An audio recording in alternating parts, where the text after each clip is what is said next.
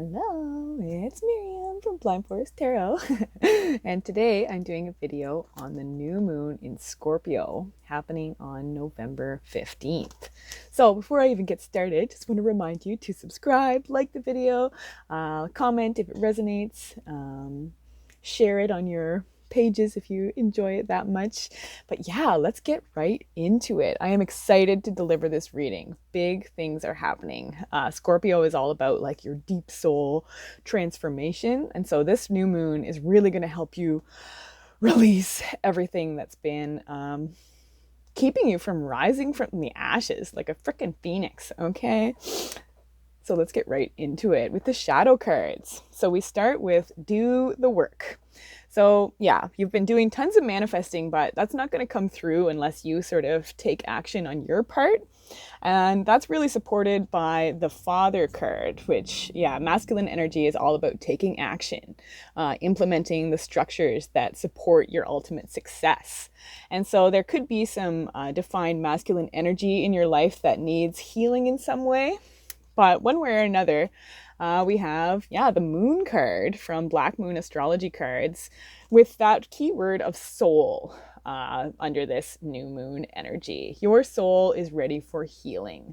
You are ready to transform your cycles and step into a totally new one.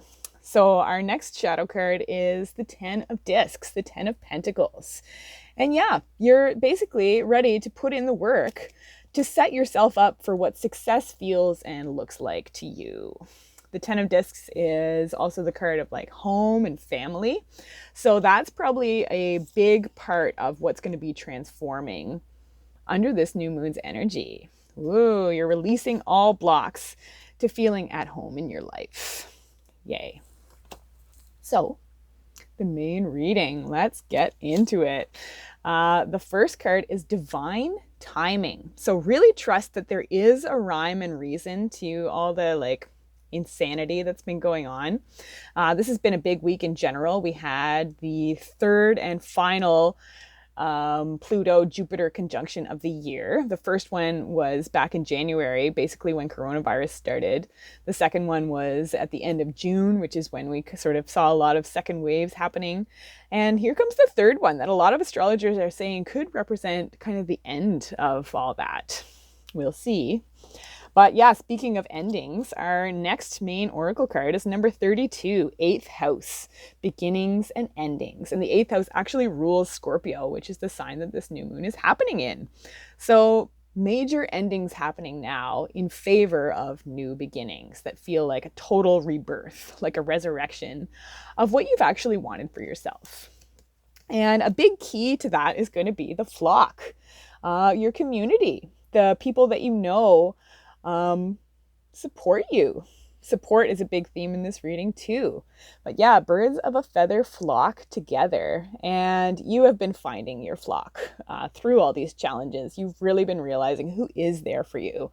And yeah, who's going to be helping you to manifest what this new moon is going to help you release in favor of bringing forward. Yay. So, what is the theme of the new moon in Scorpio? And it is the Three of Swords. This is the card of heartbreak, of heart pain, the difficult kind of thoughts that do help make you aware of what needs to be nurtured in favor of your ultimate healing. So this is the card of being ready to rip off a Band-Aid and allow the full healing process to begin so that hurt patch can scab over and actually become much stronger. A scar, a battle wound, battle scar for the future. Yes. So, what's going to be the main challenge of the new moon in Scorpio? And we had two cards come out of the deck for this one. And the first one is the world reversed. So things really are changing. You're in this sort of spin cycle where you've been tossed around and it's been really uncomfortable. But again, this is helping you wake up to what you understand your actual purpose to be.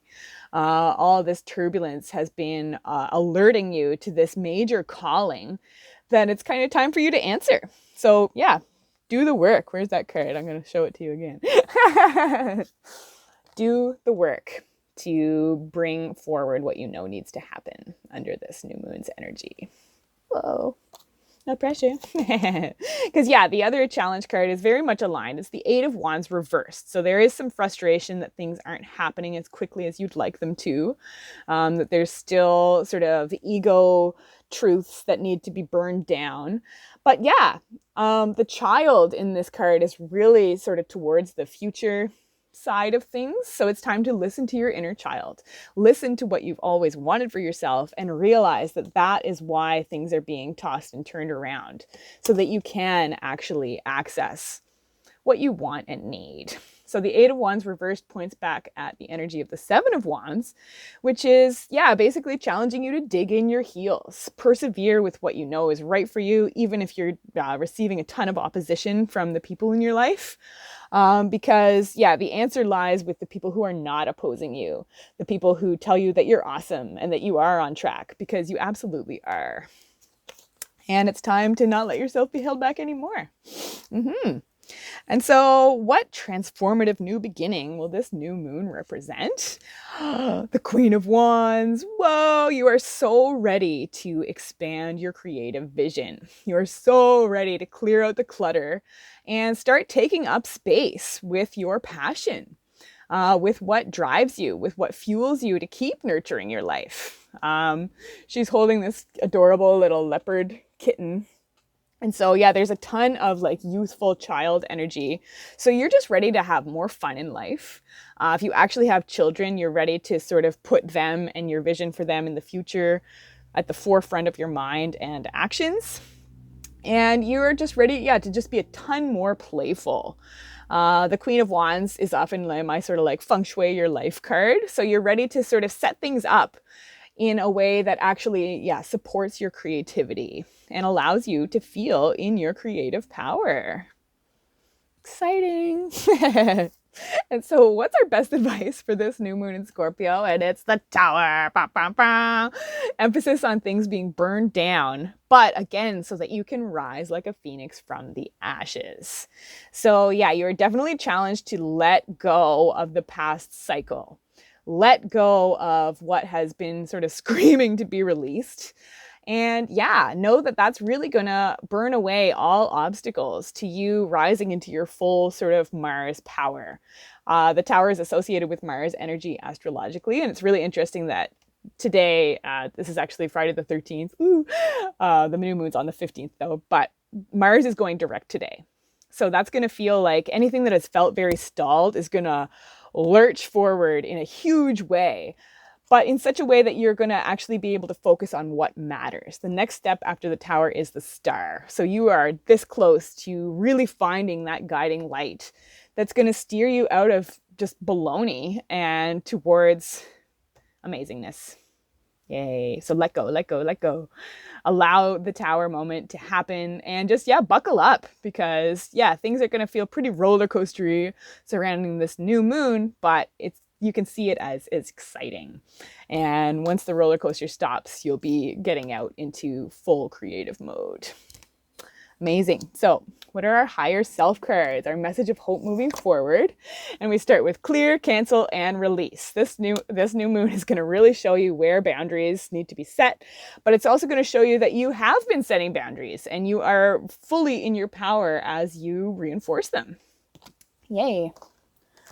So our next higher self card is phases. So yeah, listen to this cycle and realize that this is the time when one cycle is ending and a totally new one is beginning. So be open to the very cool potential that this new moon is helping you release all blocks towards that coming through. And so, yes, our next higher self card is Saturn Truth. And I actually forgot to say the first shadow card, and it was the second house, owning. But I love that I'm actually reading these two together. So this new moon is all about you owning your truth, owning your past challenges, and really just getting on top of them, like being the dad of your lifestyle, so that your truth really can come forward. And I love that the Saturn Truth card is number 6, which again is the energy of love, of community, of support. So all these challenges the universe has been throwing your way are meant to help you grow. And you are ready to lace up those hiking boots and keep making it up your personal mountain, because such a beautiful and creative peak is ready to be accessed. Yay. And so our final higher self card, emphasis on that mountain climbing energy, is the Knight of Discs, the Knight of Pentacles.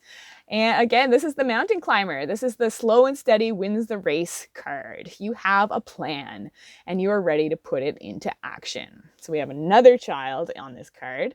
So be guided by your inner child energy. Listen to little baby you and what they wanted to be doing at this point in your life, and know that that really can be your guiding light. He's sitting on a white tiger, so your spirituality is really helping you change your stripes, helping you get a beat on your own patterns and cycles and see where they're ready for a massive shift in favor of what you actually want for yourself. So that's it for today. If you're interested in a private reading with me, you can check out my Etsy shop. The link will be below. You can also follow me on Facebook and Instagram, where I share cards of the day and tidbits about my spiritual journey. But yeah, thanks so much for watching. Until next time, keep your hearts open, keep your eyes on the skies, and I'll talk to you soon. Bye-bye.